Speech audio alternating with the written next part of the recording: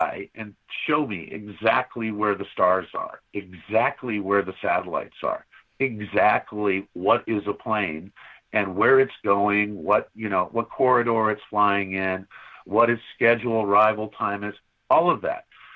Before I go out on a sighting, I'll usually look at the flight apps and just check and write down most of the scheduled times between the time that I'm going to film and the time that I'm going to stop.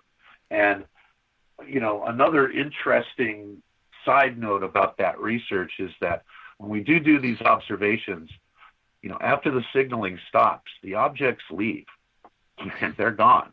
Mm-hmm. They're not there when we start, and they leave after we're done. So they're actively communicating with you, or at least trying to. Mm-hmm. That's definitely for you. For me, it's like shaking. I'm like a monkey that's kind of noticed something is up, mm-hmm. and has learned this little trick that is amusing and entertaining to these things, to the point that they'll communicate with me. And also, they came over my house and on my street, and there have been encounters, especially at that place. And for the person who bought the place out from underneath me and made me homeless for a while, boy, I sure hope you move in there. Yeah, you're in for a treat there. Oh yeah, well, things like I went out on my back porch one day after a huge triangle sighting, and it was a daytime sighting, and I came out on the porch and was like paralyzed, like in a dream or something where you can't talk and you're frozen. But I was standing up and I was on my balcony, and there's this yucca plant that was to the left of me on this deck. And my big dog, Chewbacca, God rest his soul, he passed away on October 2nd. Rest in peace. He was a beautiful dog. He was 21 years old, and he was a beautiful boy. Wow. So, yeah. He was a beautiful dog. He's so lucky. Yeah. Quality of life, brother. That's how it works. Mm-hmm. But I was standing there completely unable to move as this yucca tree just kind of disappeared behind this light that was coming from the wall behind it. So something really bright just opened up, and there was movement like something moving towards us, and I became really scared. And so I saw in the corner of my peripheral vision, I could see that Chewbacca was sitting there, and he was just barking his head off. And I turned, but I couldn't move, so I just turned my eyes and I tried to say Chewbacca. And as I did that, he came towards me, and all of a sudden, it was gone. And, I was basically standing there about ready to pee my pants, So sometimes they're not pleasant. Sometimes they're not pleasant experiences. They're sometimes uncomfortable. I've had other experiences like that in that place. That place had some kind of. It was I don't know. The only way to describe it was like kind of a vortex where,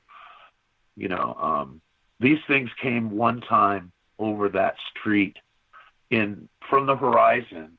They just kept coming for like an hour and a half to 2 hours in groups of 5 at a time.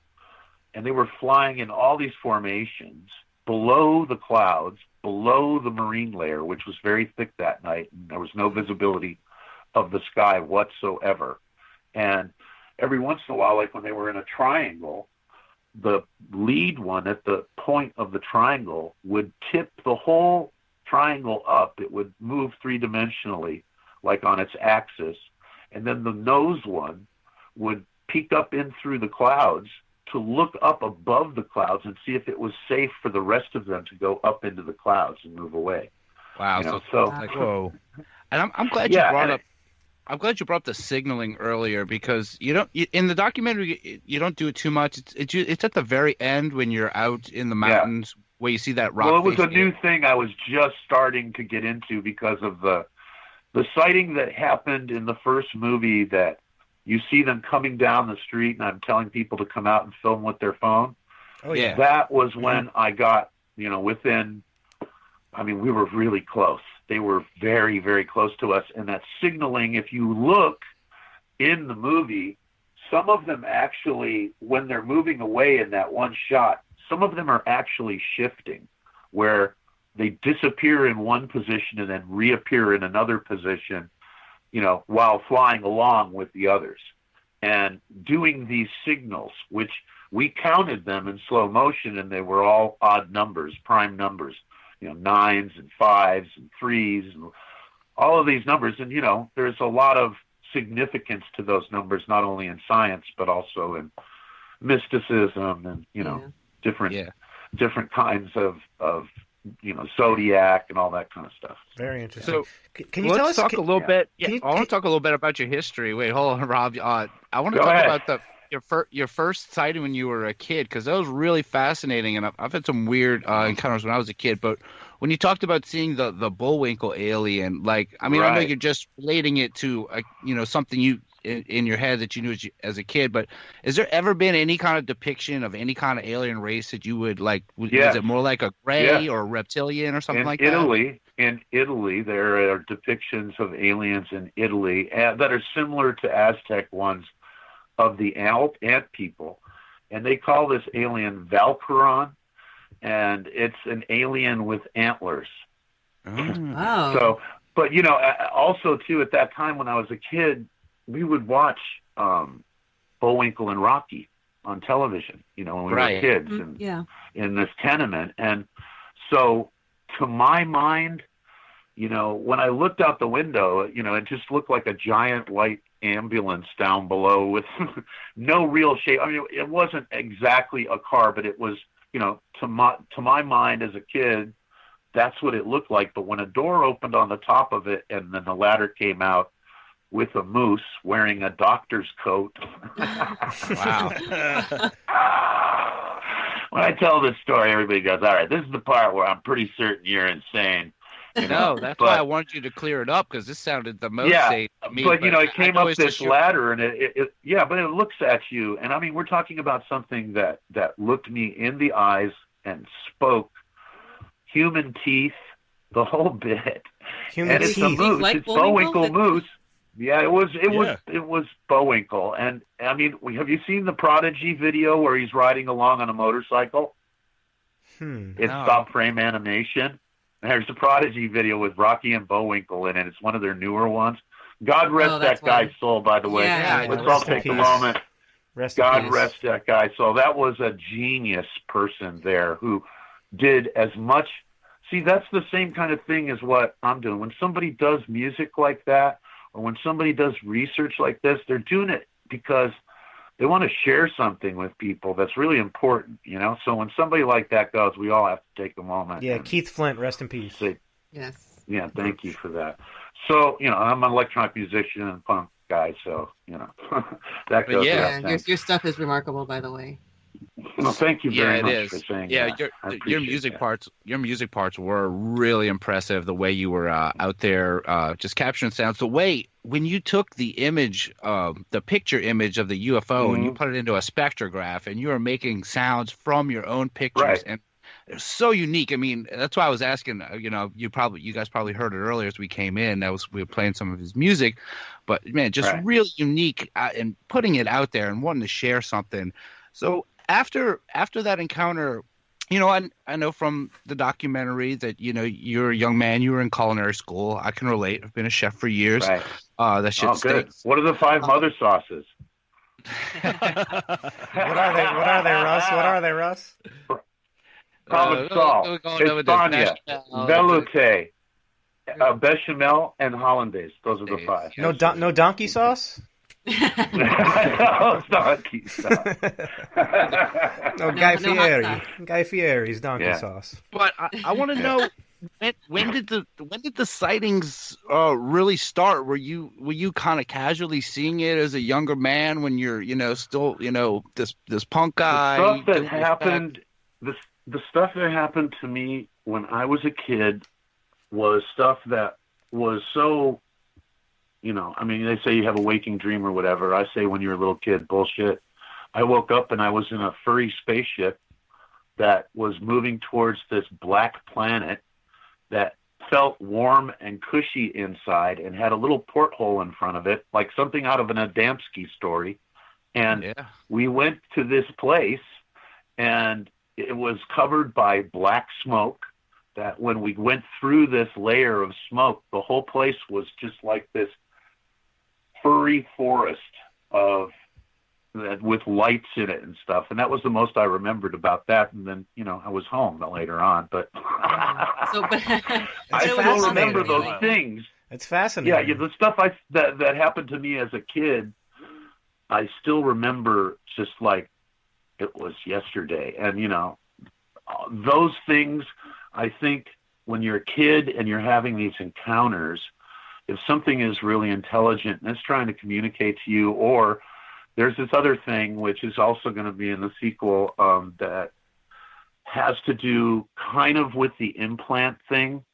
I didn't know for a long time that there was stuff going on inside of me that, was qualifiably otherworldly, but it turned out that that's a fact. And in the second film, you get a good chance to take a real hard look at that. Well, so there's a chance.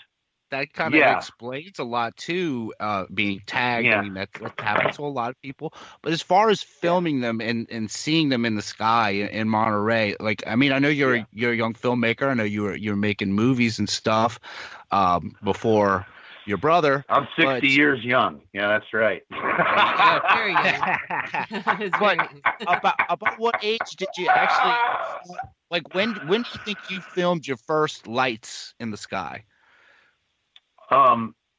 Probably like 1990s. I used to, when I was making horror films and stuff, I would be up late at night, and I've always just been fascinated with looking up into the sky, which, I've now learned it's better to look, at the horizon than it is to look at the sky, but we'll go into that later. But